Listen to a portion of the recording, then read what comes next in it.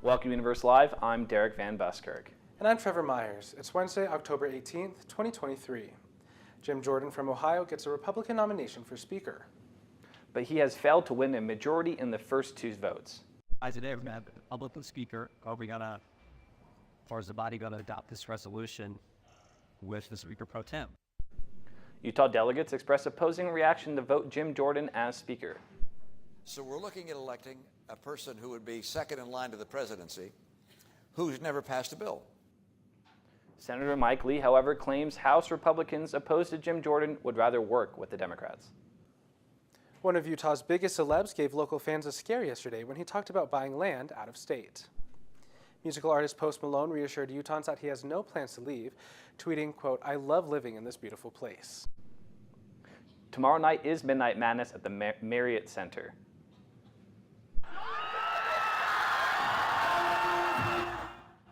At the party, students get the chance to meet the basketball teams before the inaugural Big 12 season. Admission is free. The classic Cougar Tail gets a savory spin for BYU's homecoming week. BYU unveiled a maple bacon Cougar Tail. The donut will be available at the Cougs' home football game against Big 12 foe Texas Tech. One man and his family have a local business that's been booming in Provo. Universe Live reporter Annika Oran is live in the newsroom with a look into his journey. I visited the Martinez family to learn more about their restaurant and tamale business.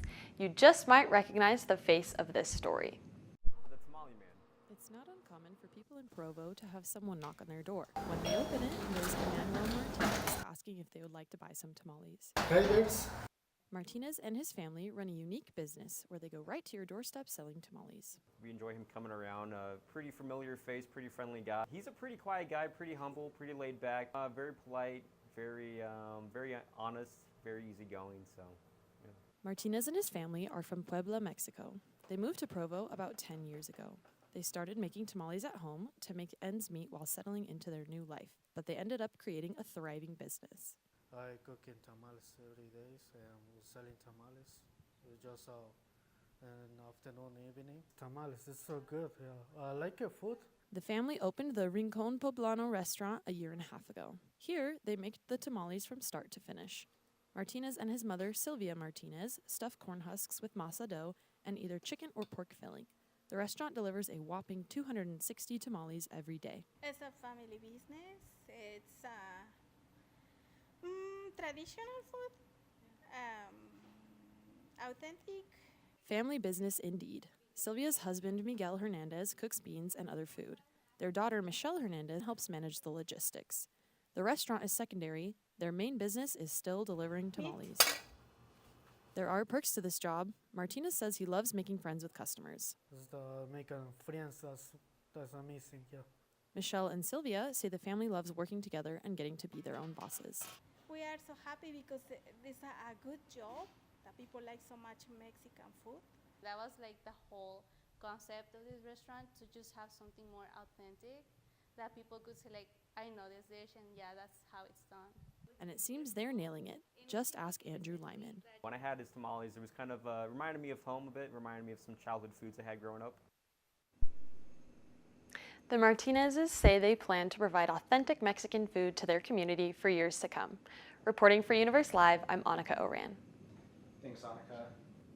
BYU's newest student body president hopes to build a lasting legacy of service and charity at BYU. Universe Live reporter Ethan Porter shows us how. I'm here at the Wilkinson Center courtyard, where BYU students have come to volunteer as part of the College Day of Service, organized by BYU's own student body president, Fritz Karl Morland. BYU students and alumni joined thousands of other students across the state in the inaugural College Day of Service on Saturday, October 14th. Students participated in a variety of service projects on and off campus. BYU alumni Miriam Gordon says the project is a great way to bring people together for a good cause. Having organized projects like this, organized service days, is a really good way to make service accessible, serving opportunities accessible. I think a lot of people want to be serving.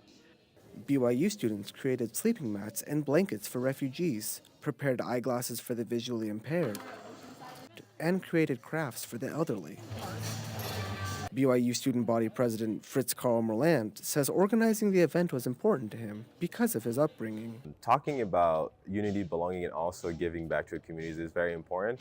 And especially for me, coming from Haiti, where I was a beneficiary of a lot of aid and service, I wanted to do something that would give back to the communities. Merland hopes the project will continue long after his tenure as the BYU USA president. He believes the project can unify all of Utah's universities.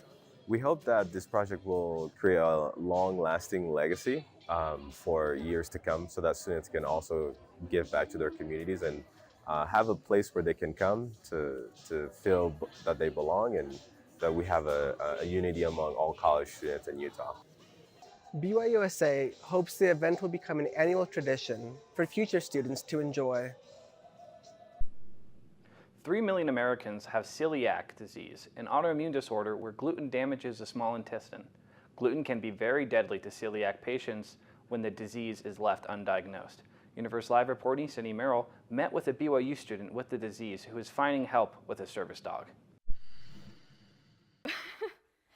BYU student and Colorado native Caitlin Foster was diagnosed with celiac disease at 8 years old. I stopped growing, like in terms of height. I was incredibly skinny, and it was my hair that had stopped growing and that my mom really noticed. Not only does Caitlin Foster have celiacs, she's training her dog Darcy to be able to detect gluten. And Darcy is on her way to becoming a fully fledged service dog. Foster is training Darcy all on her own. Yeah, come here, baby. So I got her, she's 7 months now. It was TikTok that I figured out that dogs could even detect gluten. And I was like, that is so cool. Foster helps Darcy smell the difference between food she can eat and food she can't. Darcy, help. Darcy touches her nose on food with gluten. Thank you. Okay, Darcy. And lays down when she smells gluten-free food. Yeah, good job. Good girl. Foster says BYU is accommodating for those with allergies for the most part. There's Chick-fil-A, there's Choices that will specifically label like, oh, we are gluten-free, we aren't. I would say, like, for the most part, those two have been great. But then other than that, I would say dining could do better. Emily Ormsby works in the Cougar Eat at Choices. Ormsby says they take precautions to avoid cross-contamination. Each restaurant has their own kitchen, and gluten-free products are always labeled. I like being able to provide food for people that have dietary restrictions because I feel like that would be a big pain. Some restaurants in the Cougar Eat offer multiple gluten-free options, but places like Aloha Plate only have one gluten-free entree. Despite the challenges that come with her allergy, Foster is thriving and knows Darcy's help will increase her quality of life. It is so sweet. I love just having her trot around with me and people just... What a great partnership. Looks like Foster and Darcy are having a lot of fun along the way.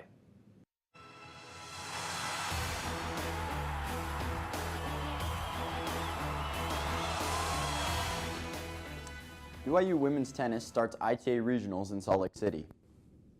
The regionals tournament starts today and goes until Saturday. The Cougars will travel to the University of Utah and will be facing competitions from schools nearby. This week is an opportunity to qualify for the ITA National Fall Championship coming up in early November. They will have both singles and doubles draws, and it should be a great week of tennis for the Cougars.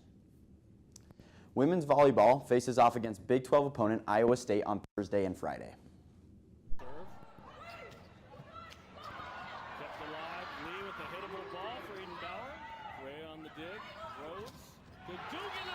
The Cougars get to stay home after their wins last Friday and Saturday. The nation's 9th best Cougars have won 3 straight and will hope to continue that this week. Their opponent is coming into Cougar territory for the first matchups between these two teams. The Cougars have an impressive 16-3 record on the season and will look to improve that on Thursday and Friday. The Cougars will look to bounce back in their homecoming game this coming Saturday. The Cougars struggled on the road last week against the Horned Frogs, losing 44-11. They were only able to score 1 touchdown and weren't ever able to find their rhythm. Coming off a tough road loss, they have their homecoming game against the Red Raiders on the 21st. BYU has played well so far in Lavelle Edwards, having won all 3 of the games they have played there. The Cougars hope they can continue their home winning streak, especially on this homecoming week.